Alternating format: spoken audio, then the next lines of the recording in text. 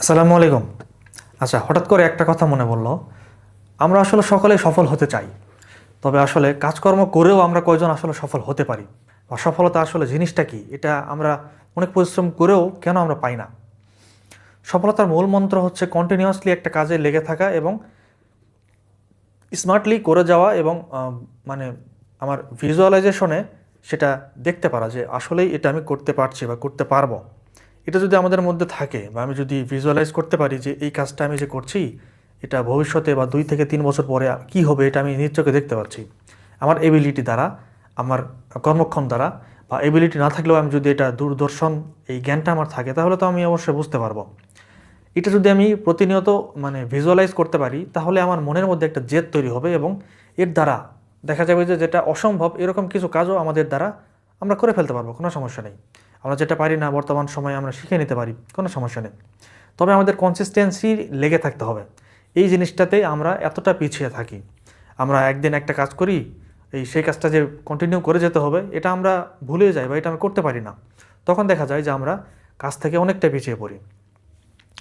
এর পাশাপাশি আমাদের সাকসেস হওয়ার জন্য আমাদের মেইন একটা জিনিস হচ্ছে আমাদের হ্যাবিট।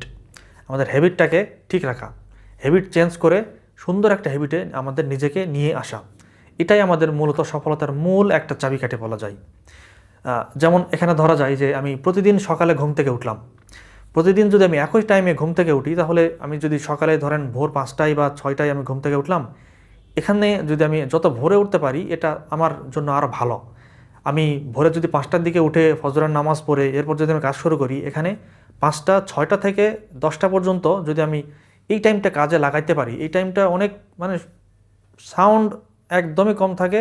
আমাদের সবাই পাখির কিচিরমিচির ছাড়া আসলে তেমন কোনো গাড়ির শব্দ এই টাইমে খুবই কম শোনা যায়, যদিও শোনা যায় কিন্তু খুব কম।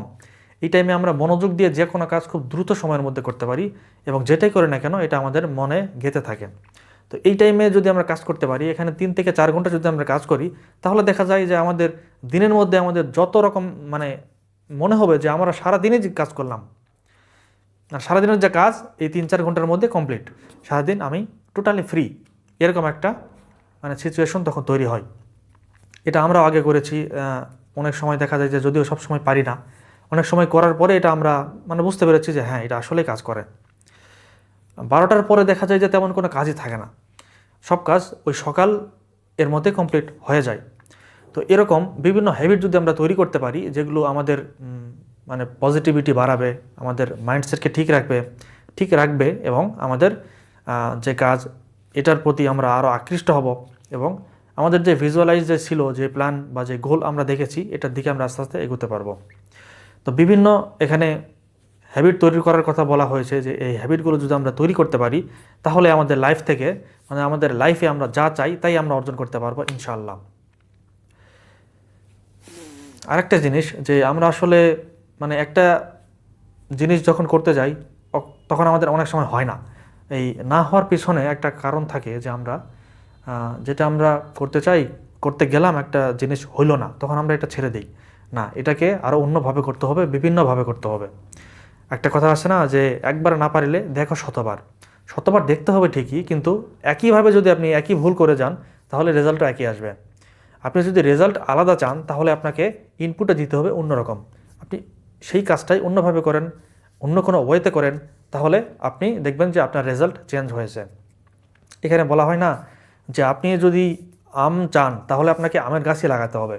আপনি যদি কলার গাছ রোপণ করে সেখান থেকে আম চান, কখনোই সম্ভব না। আপনি এখানে আরেকটা ইন্টারেস্টিং বিষয় যে বলা হয়েছে একবার না পারিলে দেখো শতবার। আমি শতবার কলা গাছ লাগাইলাম, শতবার আম হইল আম চাচ্ছি, সেটা কি হবে? না, আমাকে ইনপুটটা ঠিক দিতে হবে, তাহলে আমি আউটপুট সঠিক পাবো। ইনপুটে যদি আমি আমের চারা লাগাই তাহলে আমি আউটপুটে আমের চারা পাবো। ঠিক তেমনই আমাদের সঠিক ইনপুট দিতে হবে, তারপরে আমরা সঠিক আউটপুট পাবো। এরকম যদি আমরা কনসিস্টেন্সি লেগে থেকে কাজ করতে পারি তাহলে একদিন না একদিন অবশ্যই আমরা সফলতার মুখ দেখব। আজকে এই পর্যন্তই। পরবর্তীতে আগামী দিন যে ভিডিও করবো সেখানে নতুন কিছু নিয়ে অবশ্যই কথা হবে। তো সকলে ভালো থাকবেন। আসসালামু আলাইকুম।